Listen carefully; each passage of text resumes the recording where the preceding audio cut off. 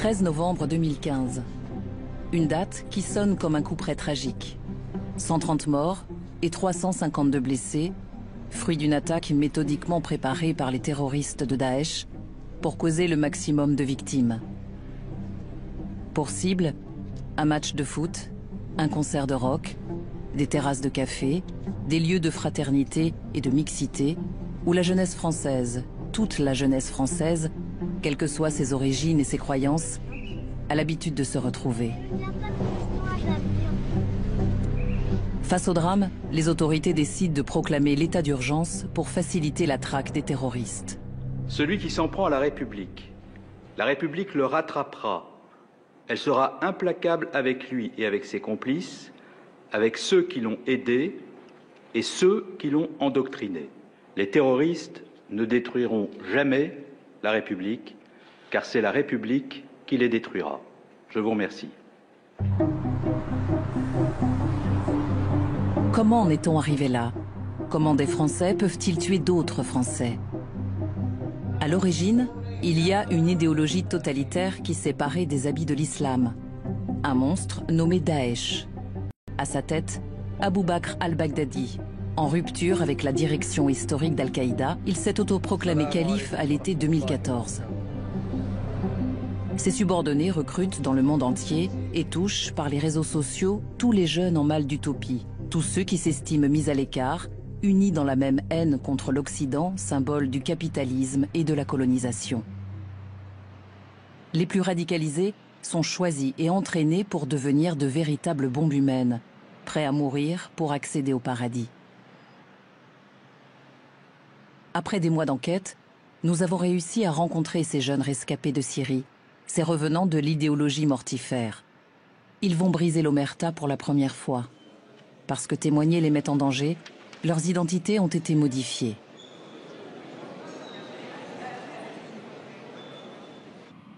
Parmi eux, Samy, un Français de 26 ans. Après avoir hésité à s'engager dans l'armée, il embrasse la vision radicale de l'islam et rentre dans la sphère djihadiste. Aujourd'hui, il évoque celui qu'il a été pour mieux tirer un trait sur son passé. J'entends, il y a eu, je sais pas, il y a eu une bombe qui a sauté, il y a eu, allez, 4-5 morts, 120 blessés. Je vais pas être content, mais je vais pas être choqué. Je vais pas être, je sais pas, c'est pas de la joie que je vais ressentir, mais il y aura pas de tristesse non plus. Ça veut dire, même si je suis pas d'accord avec l'acte, même si au fond de moi ça me dérange, je vais pas afficher de tristesse juste parce que c'est un musulman qui a fait ça. Même si je suis pas d'accord avec lui, eh ben je vais le soutenir s'il le faut. Samy, comme beaucoup d'autres, sans repère familial et en échec scolaire, s'identifie aux victimes musulmanes de par le monde et à la violence de leur combat. Désœuvrés et insatisfaits de ce que leur propose la société de consommation, ces jeunes cherchent à donner un sens à leur vie. Je pouvais dire, Mera, il a tué des gamins. Ouais, et alors, c'est mon frère. Par soutien d'abord. Et après, bah, ça s'est banalisé, ça se banalise dans notre tête. Parce qu'il est musulman, c'est tout con. C'est hyper con. À partir du moment où on a atteint ce truc-là, ça y est, on banalise la violence en fait. On se met à regarder des vidéos, après on va plus loin dans le délire, on va plus loin dans le délire, surtout si on a des gens autour de nous. On regarde des vidéos publiées sur des plateformes de djihad, etc. Et à la limite, entre nous, on se fait des blagues. Ah, t'as vu? Alors il peut y avoir un égorgement, on n'en a rien à foutre. C'est, ah, t'as vu? Mais regarde comment il l'a égorgé. Ça devient banal en fait. À partir de là, c'est qu'on est tout prêt à prêter pour un vol en seconde classe pour n'importe quelle destination. Le terrorisme et sa violence aveugle nous renvoient à des années-lumière de notre monde moderne. À l'école des hautes études en sciences sociales, Farhad Khosrow-Kavar, chercheur et sociologue de renommée internationale, est une référence pour tous ceux qui essaient de comprendre la radicalisation et le djihadisme. Tuer au nom du djihad, c'est une vision qu'on ne comprend pas parce que ça veut dire au nom du religieux, alors qu'on est dans des sociétés hyper sécularisées, dans des sociétés où on pense que la société est suffisamment adulte pour s'autogérer. On n'a pas besoin de Dieu pour gérer la société. Et un Européen se dit, mais où est-ce que je suis?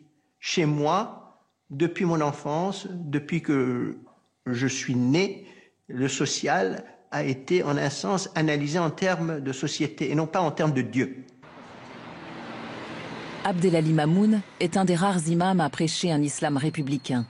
Chaque samedi matin, ce théologien répond aux questions des auditeurs de l'émission L'Islam au présent pour contrecarrer les idées extrémistes. Bonjour Imam Abdelali. Bonjour Philippe, bonjour à toutes et à tous, assalamu alaikum wa rahmatullahi wa barakatuh et bien sûr un bon week-end à tous. Le terrorisme n'a pas commencé avec les attentats, il a commencé en amont.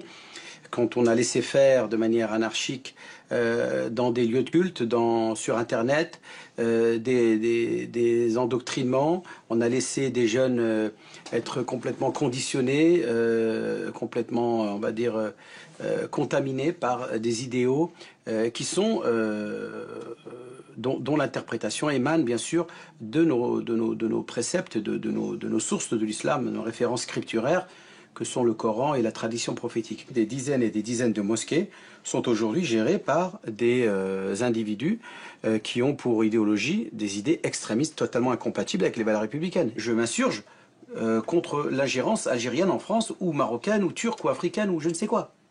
Donc à partir de là, j'en appelle au pouvoir public et aux musulmans à se révolter contre cette ingérence et de ne pas accepter que dans nos mosquées aujourd'hui, il y a des imams qui sont exportés de ces pays-là, qui n'ont pas du tout la mentalité française, qui connaissent rien de la culture française, ni même des lois françaises, et qui sont censés encadrer nos fidèles, nos jeunes, et qui malheureusement ne le font pas, et engendrent bien entendu les résultats que l'on a aujourd'hui. Aux armes, citoyens, formez vos bataillons, marchons, marchons, qu'un sang impur abreuve nos sillons. Allahu Akbar! Vive la France! Vive la République!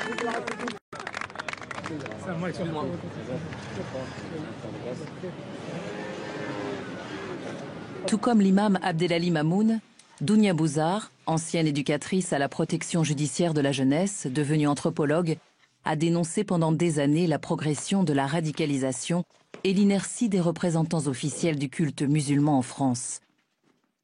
Dounia est l'une des premières à avoir réagi à la détresse des parents face à leurs enfants, embrigadés en quelques mois pour un aller sans retour en Syrie. Plus tard, j'étais en conversation Skype. C'est un projet totalitaire, au sens où on peut le définir, c'est-à-dire c'est au service d'une idéologie qui serait d'exterminer tous ceux qui ne détiennent pas cette fameuse vérité. Et en même temps, on a l'utilisation de l'islam, qui est quand même très forte, qui reprend des normes partagées par l'ensemble des musulmans. Donc on a une espèce de mélange des genres qu'on n'a jamais connus, et avec l'utilisation de la technique d'Internet virtuel qui permet de multiplier tout dans le temps et dans l'espace. Si on ne fait pas une analyse complexe de l'embrigadement, on ne peut pas lutter. Si on n'a pas le bon diagnostic, on ne peut pas trouver le bon remède. Si l'État islamique a réussi à conquérir un territoire grand comme l'Angleterre, à cheval sur l'Irak et la Syrie, c'est au départ grâce à l'appui financier des élites saoudiennes, celles-là même qui financent les mosquées extrémistes en France. En envahissant une grande partie de l'Irak, Daesh a récupéré l'arsenal militaire laissé par les Américains, le butin de la Banque centrale de Mossoul et les revenus des puits de pétrole. Daesh est en train de devenir un État qui profite du savoir-faire des anciens cadres de l'armée et de l'administration du dictateur Saddam Hussein. Cette élite irakienne déchue par les Américains a trouvé le moyen de prendre sa revanche sur l'Occident.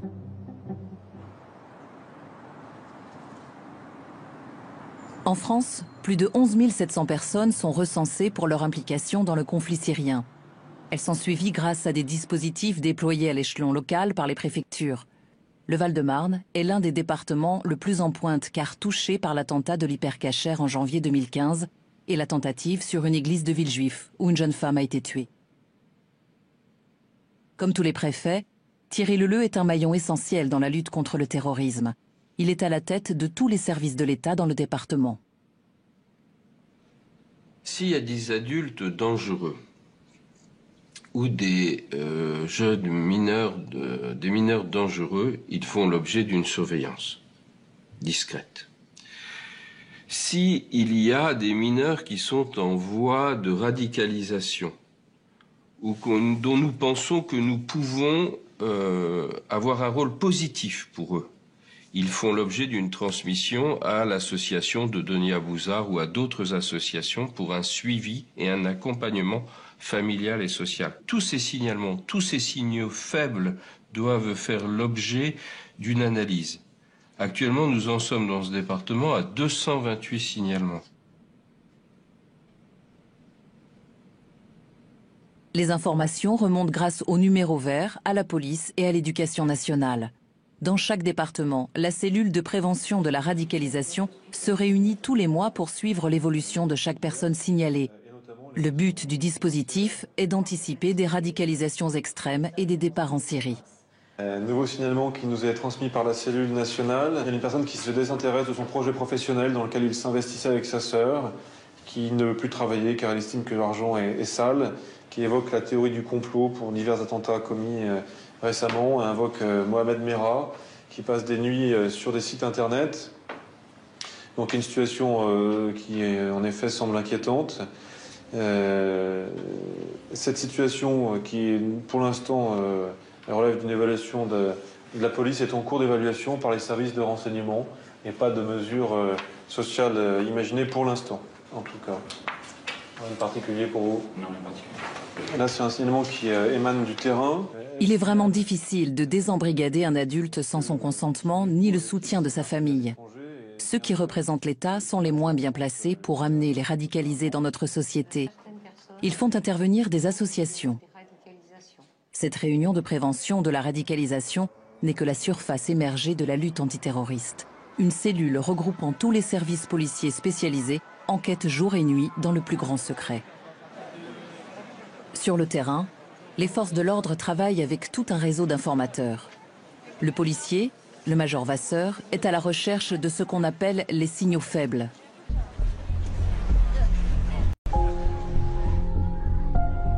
On essaie surtout de se renseigner au niveau des écoles, au niveau des mosquées, au niveau de la population. On a des contacts parmi les cités. Et automatiquement, nous, on rencontre à notre hiérarchie, on avise les autorités compétentes et on fait part de ça.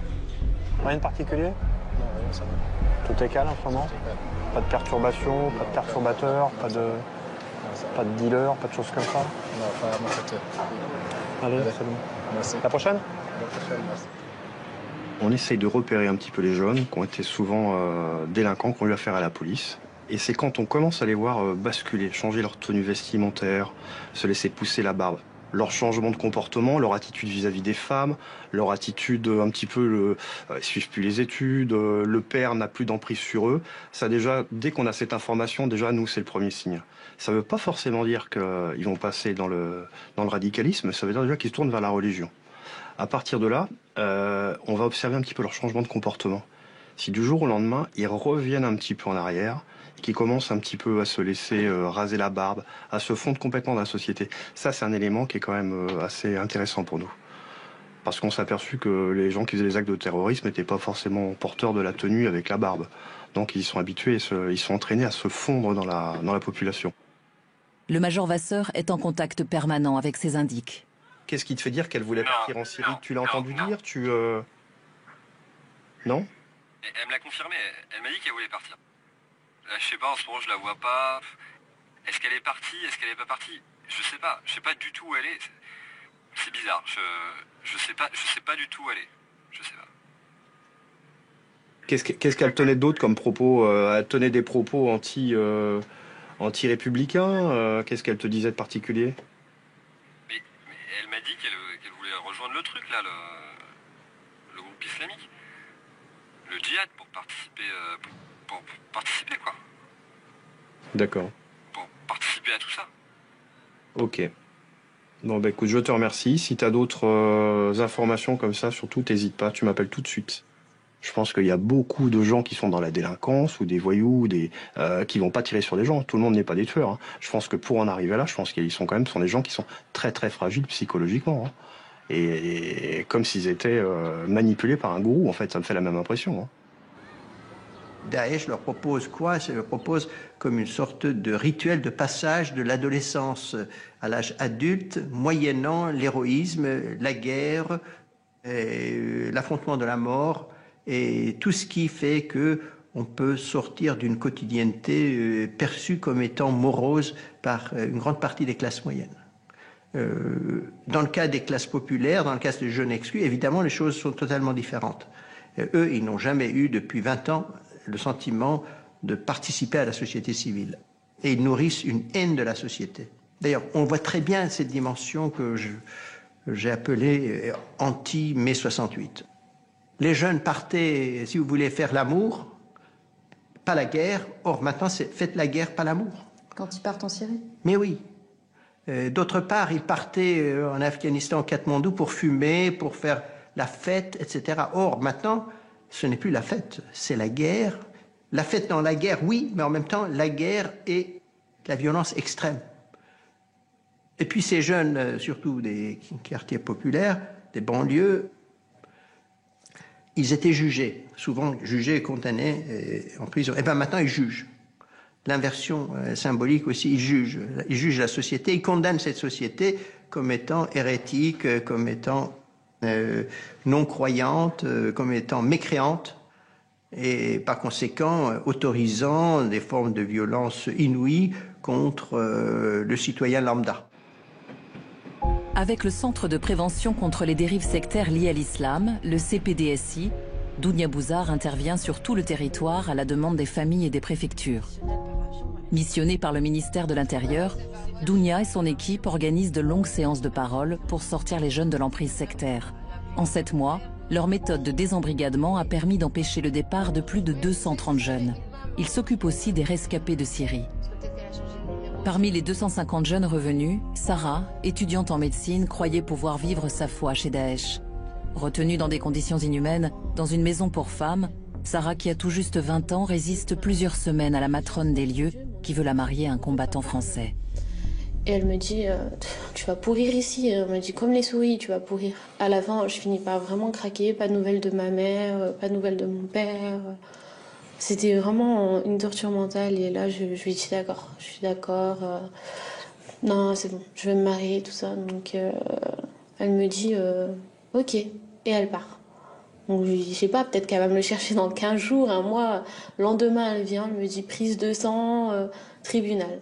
Prise de sang? Oui, parce que nous, les Européennes, on a des prises de sang. Hein. On nous soupçonne de ramener le sida avec nous, de ramener des maladies de fornicatrices. D'accord. Parce qu'on vient des pays de dévergondés, quoi.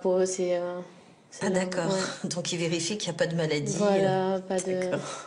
Donc prise de sang et tribunal. Sauf qu'on n'est même pas allé au tribunal, on m'a marié dans une voiture. On me fait signer un papier, donc je sors et 3 heures après, j'explique à la personne... Non. La personne, c'est quoi? C'est ton mari. Enfin, voilà. C'est celui pour qui tu viens de signer, voilà. Le abou pour qui tu viens de signer le bout de papier. C'est ce qu'ils disent. Eux, pour eux, c'était mon mari. Pour moi, il n'a jamais été personne. Et pour moi, à l'heure actuelle, je considère que je n'ai jamais été mariée. Bien sûr. Et donc, je lui dis, j'explique, je lui dis non, moi, je peux pas. Allons annuler le mariage. Et tu dis pas à ton mari, mais en islam, il faut l'accord de mon père. Je lui ai dit. Ouais. Il me dit non, ton père, il accepte même pas la hijra.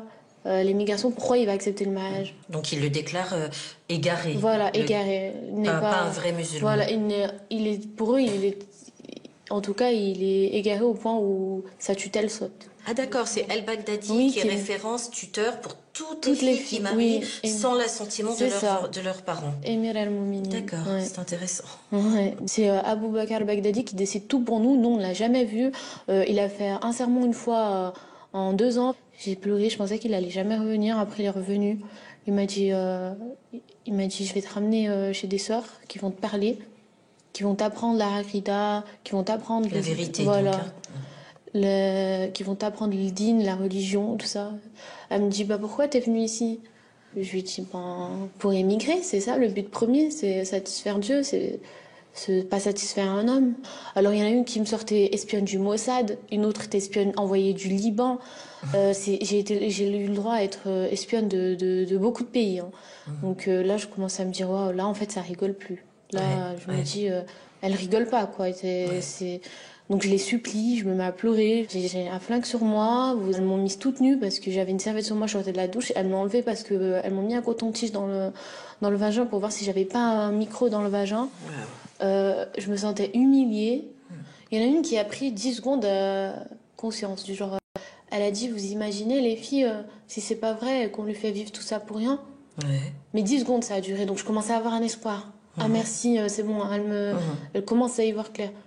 Non, mais de toute façon, même si c'est pour rien, elle recommence. Même si c'est pour rien, ce sera une épreuve d'Allah pour elle. Mais il y en a même une qui dit, franchement, les filles, si c'est une espionne, je demande direct à Dawala de la battre. Je fais une vidéo, je la bats.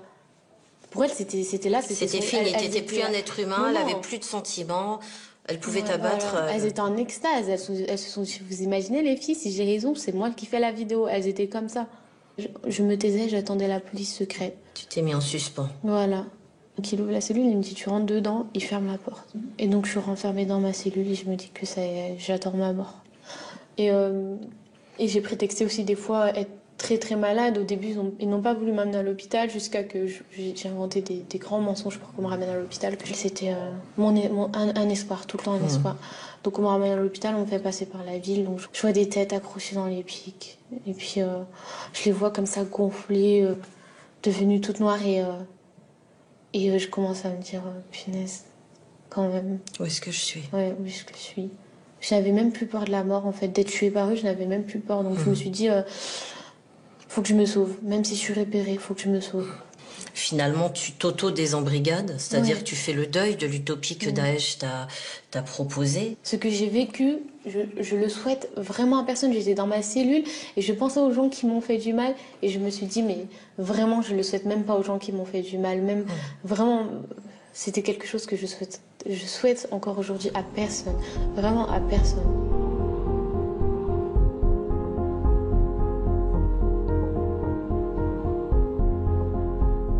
Sarah est une des rares femmes à avoir réussi à regagner la France. Mais d'autres épreuves attendent la repentie. La justice la met en examen pour association de malfaiteurs en relation avec une organisation terroriste par le fait même d'avoir rejoint Daesh.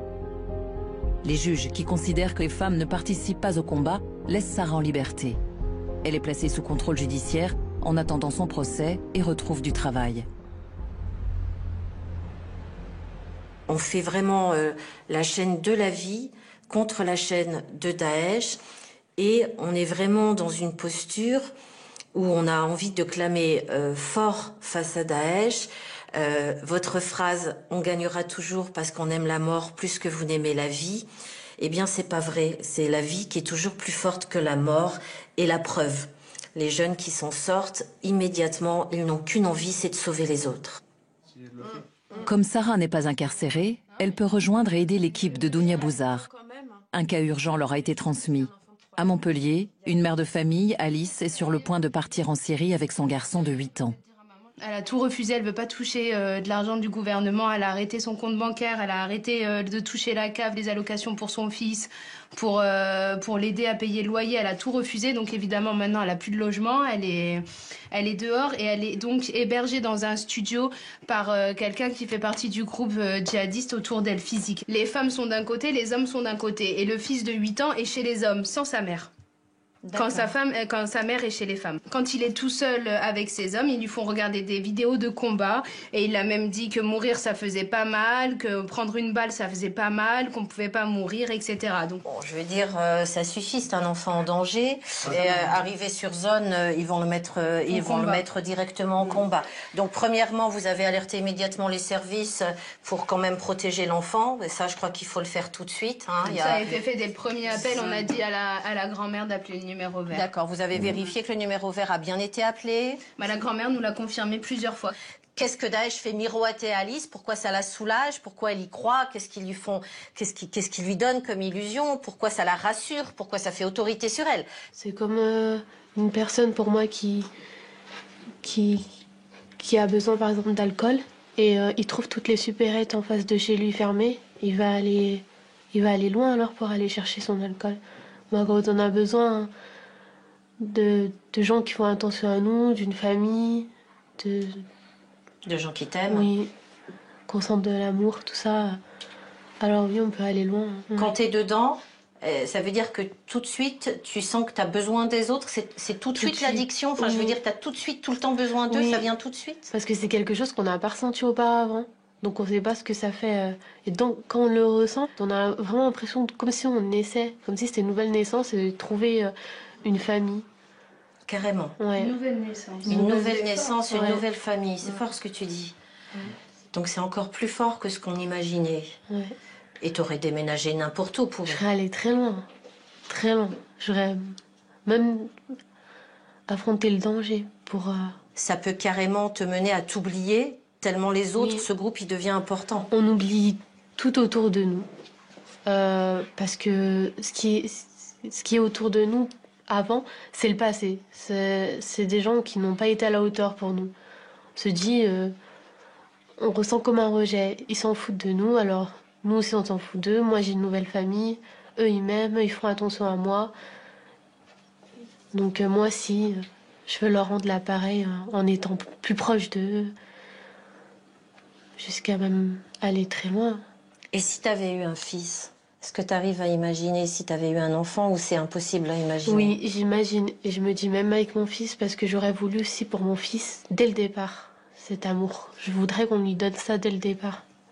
Je voudrais qu'on le valorise, qu'on ait tout le temps, qu'on soit tout le temps auprès de lui. T'es en train de me dire, elle part mourir, cette maman avec son fils, parce qu'elle cherche de l'amour. C'est ça.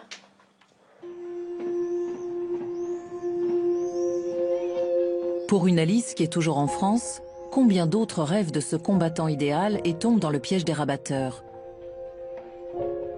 À la frontière turco-syrienne, Nourdine, ce Suisse d'origine marocaine, est à la recherche de son frère qui a été embrigadé par Daesh.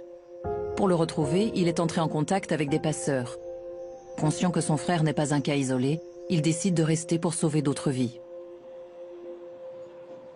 Effectivement, je connais beaucoup de Français qui veulent revenir et qui ont fait l'erreur d'aller en Syrie.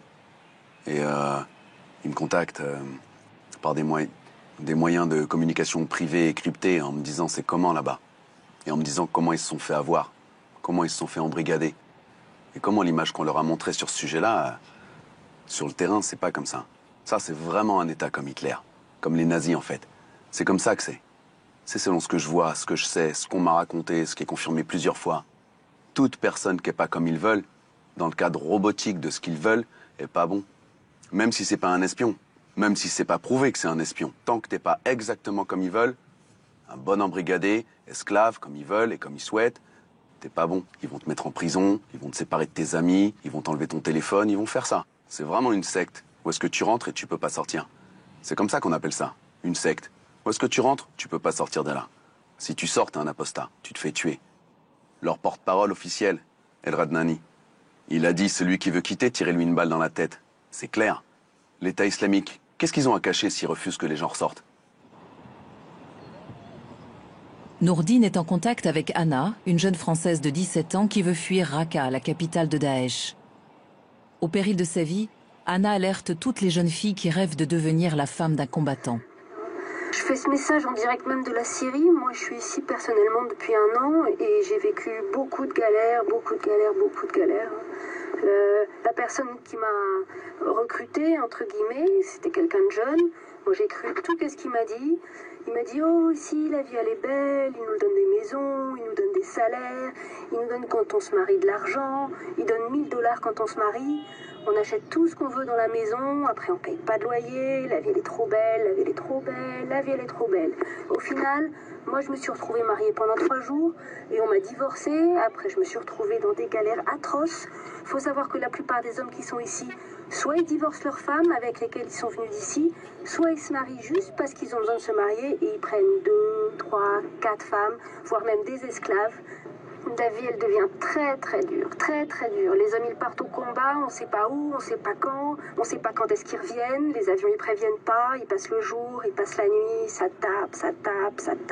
Personnellement, j'ai fait la plus grosse bêtise de ma vie en venant ici, et j'espère que beaucoup vont pas reproduire ce qu'on a fait. Il faut savoir qu'on est beaucoup, on est très nombreux ici à vouloir rentrer, et personne n'y arrive. On n'a pas le droit, on est surveillés, les villes sont surveillées, les routes sont contrôlées, et si on veut sortir, ça nous apporte que des problèmes.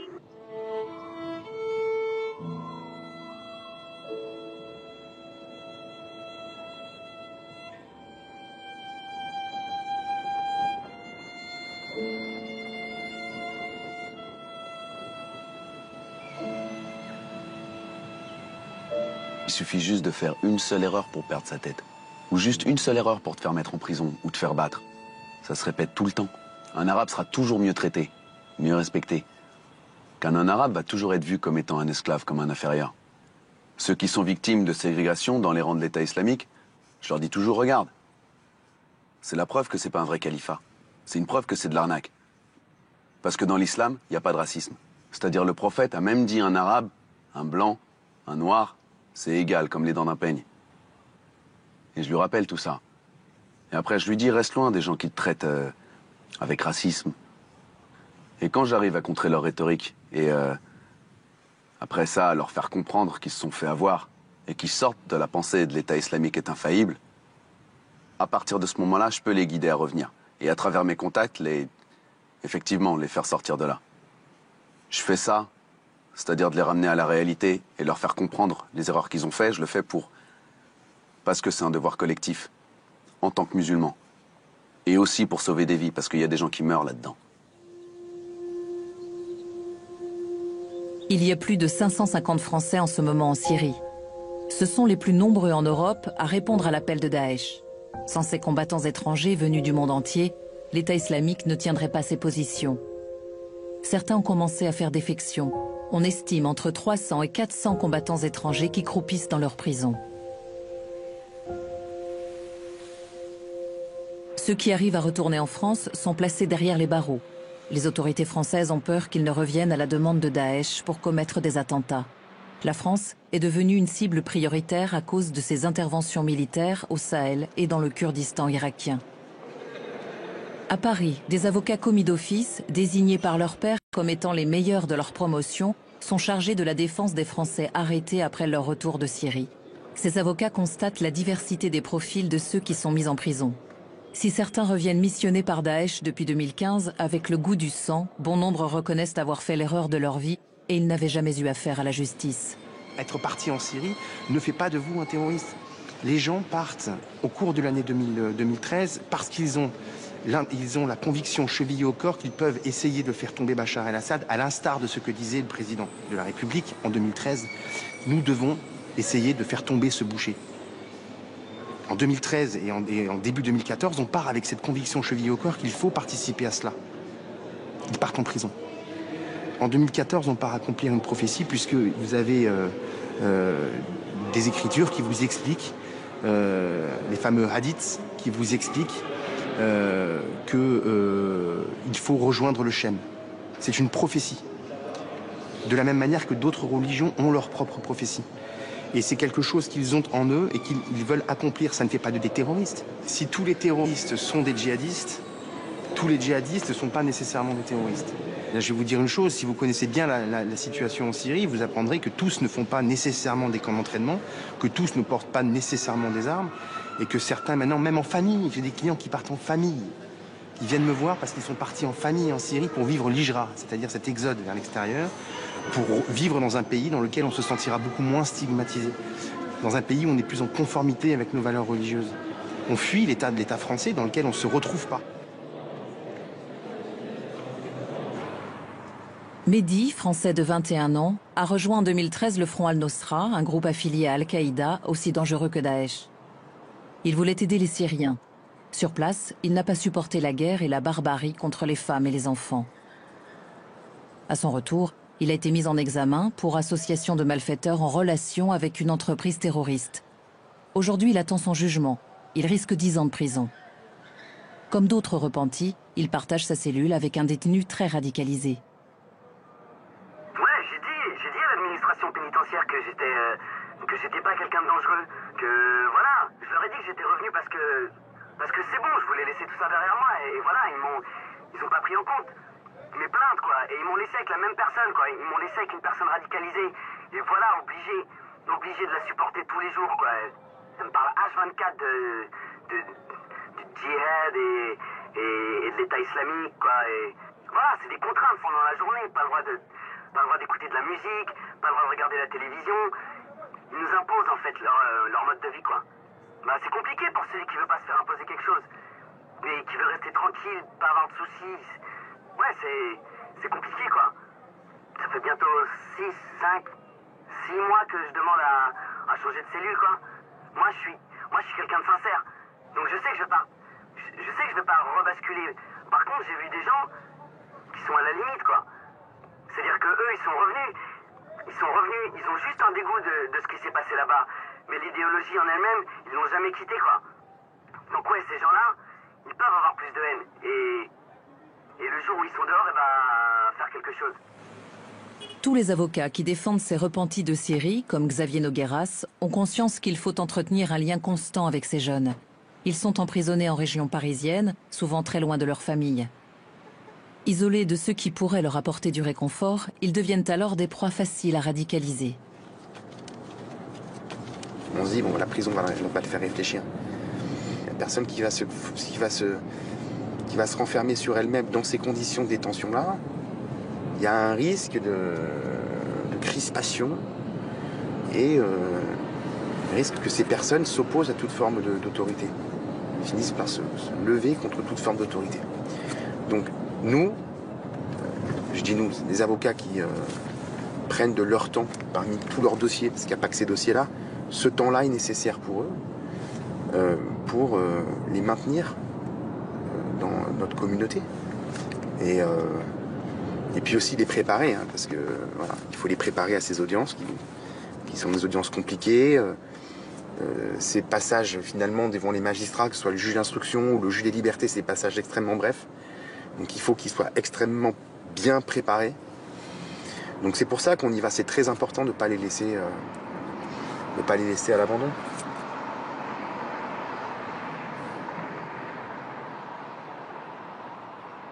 C'est plus ce sentiment d'être isolé avec ces gens-là, le sentiment d'être abandonné, que personne soit à notre écoute, voilà, c'est ça qui va créer des terroristes. Mais c'est pas la prison en elle-même. Toute la déradicalisation dont on parle en France, rien n'a été mis en œuvre. Quand on est abandonné, c'est vers ça qu'on va se retourner, et voilà quoi. Quand on voit des gens en apparence qui sont des personnes d'apparence pure, entre guillemets, qui viennent et qui sont à notre écoute, et c'est souvent des djihadistes qui se comportent comme ça. Bah ouais, on va avoir plus tendance à leur faire confiance, donc à adopter leur mode de vie, quoi. Et comme ces gens-là, ils viennent avec un discours sans faille, quoi, ils ont réponse à tout, bah à la fin, on se dit, voilà, c'est la vérité, c'est ça. Et on va avoir tendance à les écouter, quitte à mourir. Plus de 150 jeunes sont en détention provisoire. Dans l'attente de leur procès, qui n'aura pas lieu avant 2 ans, vont-ils résister au petit califat qui se développe dans les prisons? Il faut apporter la réponse sécuritaire qu'il faut au terrorisme. Parce que le terrorisme, il tue. Il tue. Donc il faut apporter la réponse sécuritaire. Mais la responsabilité de la justice va au-delà de ça. Et la justice doit faire en sorte que nous arrivions à arracher des personnes qui peuvent tomber sous l'emprise ou qui sont déjà tombées sous l'emprise, de façon à ce qu'elles sortent de ce parcours-là. L'intérêt de la société n'est pas qu'ils s'enfoncent ni dans la rancœur, ni dans la haine, ni dans la marginalisation. Ce n'est pas l'intérêt de la société. Donc il nous faut effectivement rattraper le temps, saisir le phénomène, le comprendre, le connaître, bien voir les situations extrêmement différentes et apporter les réponses les plus différenciées. Ce que nous avons fait comme expérimentation, c'est une double séparation. Il ne s'agit pas d'un regroupement, il s'agit d'une double séparation. D'une séparation par rapport à la population carcérale pour éviter l'influence sur cette population carcérale. Et un des premiers effets, ça a été de faire tomber des tensions, notamment dans l'établissement de Fresnes. La deuxième séparation, c'est qu'ils ne sont pas entre eux, ils ne sont pas assis ensemble à comploter. Ils sont séparés dans des cellules individuelles. Et les personnels qui les ont en charge sont des personnels qui reçoivent une formation, qui sont accompagnés. Et nous avons mis en place une commission pluridisciplinaire pour voir justement quelle est l'évolution, quel est le rapport à l'autorité, quel est le comportement au quotidien et à quel moment, par exemple, il faudrait sortir une personne de ce quartier dédié. Malgré la bonne volonté exprimée, la surpopulation carcérale et la lenteur des procédures révèlent que la justice est toujours le parent pauvre de la lutte antiterroriste. Les détenus qui s'entassent constituent des bombes à retardement. La réalité est que les juges d'instruction et les procureurs du pôle antiterroriste sont débordés par le nombre toujours croissant des dossiers. Je pense qu'il faut qu'on traite la matière terroriste pas de la même façon que le droit commun. Parce que c'est une matière qui est sur laquelle, évidemment, on n'a pas le droit à l'erreur. La rédemption, si je peux m'exprimer ainsi, elle commence aussi par le fait de tout dire, de tout ce qui s'est passé et de tout ce qu'ont fait les autres membres du groupe.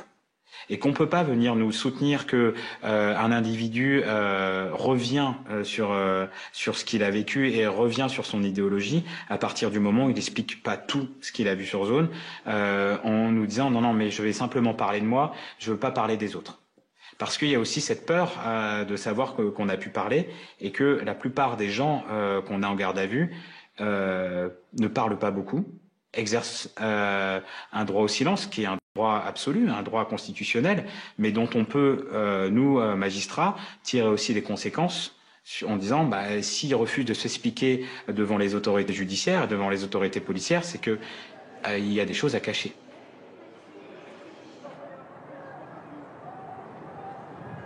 L'emprisonnement peut avoir un effet pervers, à savoir créer finalement des djihadistes endurcis à partir de djihadistes indécis ou traumatisés ou même repentis.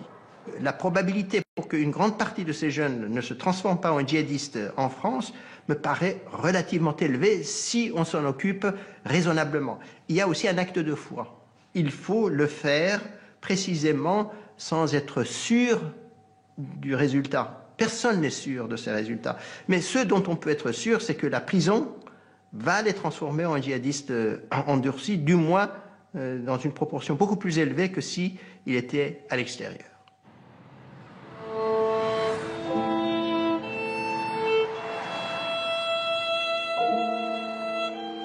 Dans certains pays comme le Danemark, le Royaume-Uni, les Pays-Bas, la justice a plus de moyens. Et certaines villes mènent des programmes de déradicalisation et de réinsertion professionnelle. Au palais de justice, les avocats souhaitent que l'emprisonnement de leurs clients soit écourté et servent à évaluer leur réelle dangerosité. C'est d'autant plus nécessaire que la plupart sont partis sans imaginer revenir ou commettre des attentats. Mais leur retour les rend suspects et on leur prête des intentions terroristes sans aucune preuve matérielle d'un projet concret. À partir de Mera, on se dit, comme ça peut arriver en gros de n'importe qui, il suffit qu'un type ait une conviction et des idées radicales pour qu'il prenne un flingue et qu'il aille tirer dans les écoles. Donc c'est à partir de ce moment-là que, encore plus qu'avant, ils viennent interpeller les gens tellement tôt que finalement on est sur des crimes d'intention plus que des crimes qui seraient matériellement réalisés. Et puis il y a aussi l'aspect des peines, c'est qu'au maintenant on se dit, bon bah de toute façon, la déradicalisation c'est quand même un projet qui est sur beaucoup plus long terme, etc.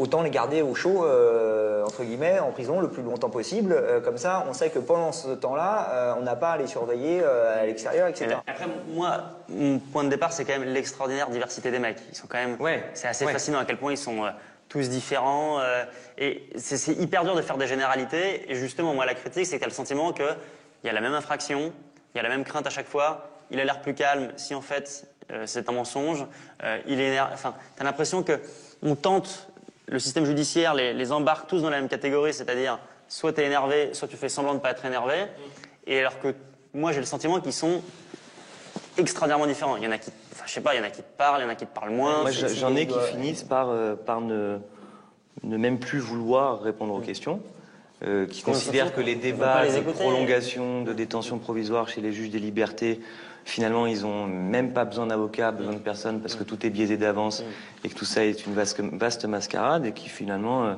attendent simplement que le coup près tombe au final. On m'en veut, je déteste la France, finalement je fais 5 ans de prison, donc c'est bien qu'on m'en voulait.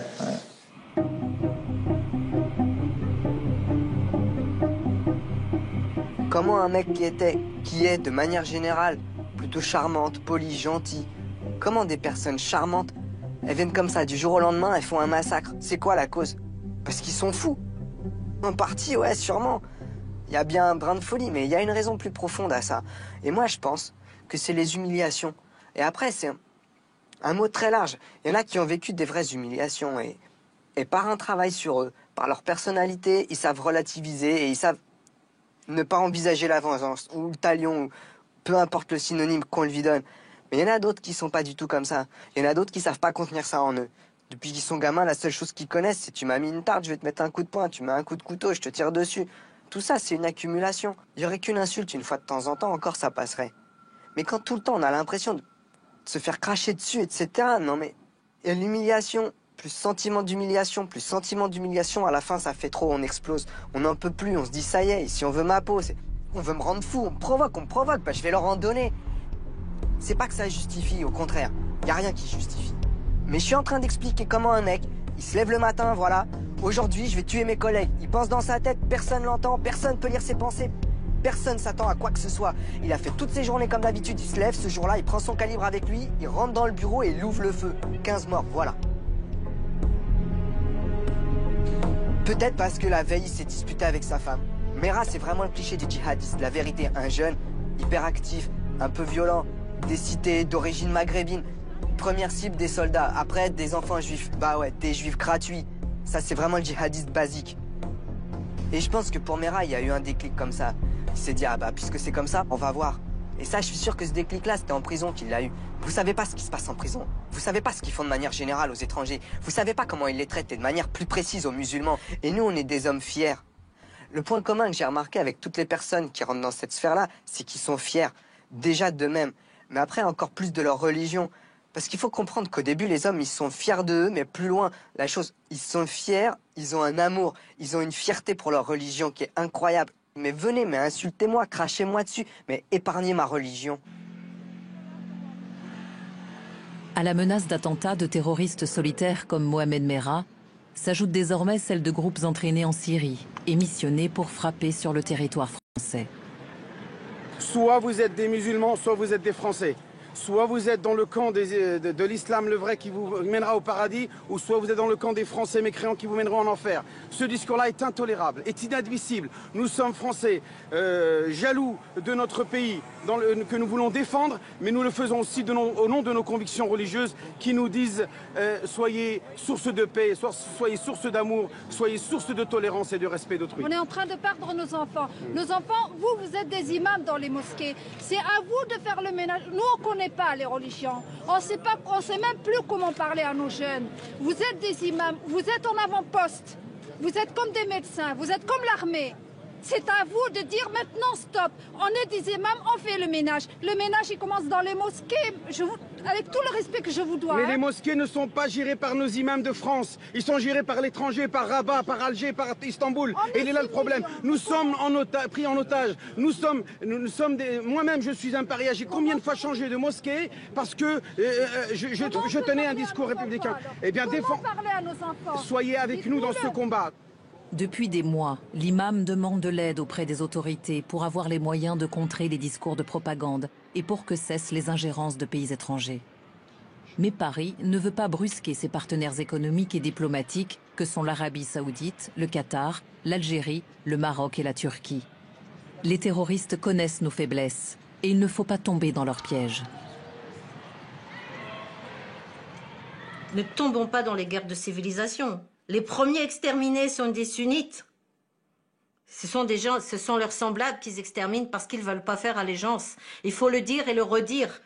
Eux, ils voudraient bien qu'on croie que c'est une guerre de civilisation. Parce que si on croit que c'est une guerre de civilisation, on va dire les chrétiens d'Orient, on va dire les yézidis, et on va pas dire les musulmans qui ont été exterminés. Et du coup, les gens, ils vont monter contre l'islam. Et plus ils montent contre l'islam, plus il y aura des discriminations. Et plus il y aura des discriminations et des stigmatisations contre les musulmans, plus ce sera facile de dire aux musulmans, vous voyez, il y a un complot contre vous. Ils vous laisseront jamais en Occident être musulmans parce qu'ils savent que vous détenez la vérité, ils savent que vous êtes supérieurs, donc ils veulent vous exterminer. Donc vous devez les exterminer. Et hop, ils font monter la grille paranoïaque. Donc ça les sert. Il faut redire, ils exterminent aussi et d'abord les musulmans, des enfants de 5 ans qui tuent à bout portant. On a ces témoignages. On a des jeunes qui sont rentrés pour ça. Et c'est eux qui sauvent la vie des autres qui veulent partir aujourd'hui. Samy a grandi dans une solitude terrible. Il a été pris au piège de la famille virtuelle. Aujourd'hui, il ne souhaite qu'une chose, se faire de vrais amis, retrouver la joie de vivre et fonder une famille. Dans toutes les communautés du monde, il y a du bon, il y a du mauvais. Dans celle-là, il y a tout, mais presque pas de bon. J'avais des frères que j'ai aimés, vraiment. J'ai eu des frères que j'ai aimés, mais là, Après tout ce qui s'est passé, après tout ce que j'ai dû donner, après tout ce que j'ai dû sacrifier, ma famille, moi, ma vie, il n'y a rien de bon. Maintenant, je suis sorti et je veux pas y retourner. Il me faut un avenir, mais je sais pas lequel, j'arrive pas. Mais au moins maintenant, j'arrive à me dire, t'es vivant, t'as pas à mourir. Tu mourras quand ce sera ton heure. T'as pas à précipiter ta mort. Si Sami s'est libéré de sa pulsion de mort, si Sarah a coupé tout lien avec Daesh, si Mehdi a quitté le front Al-Nosra, si Anna a pu fuir l'État islamique, c'est uniquement grâce à des personnes qu'ils ont eu la chance de rencontrer. Des avocats, des mentors comme Dounia Bouzar et Nourdine. Comment faire pour que les centaines d'autres qui attendent en prison, comment faire pour que les milliers d'autres qui sont dans la haine de la France prennent le même chemin? Des forces vives existent, des associations de quartier, des éducateurs, des travailleurs sociaux qui n'ont pas attendu les attentats pour lutter contre la radicalisation. Reste à leur donner enfin et vraiment les moyens d'agir pour que notre République reprenne l'ensemble des territoires qu'elle a laissés en friche.